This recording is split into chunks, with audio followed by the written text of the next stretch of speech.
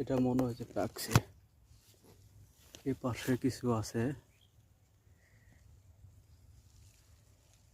যাই হোক, তরমুজ ক্ষেত থেকে আমি আলিম হাসান একটু ব্যাকে দেখে আপনাদের। প্রচুর রোদ। এই যে এখানে আছে 3টা, এইখানে আছে 3টা।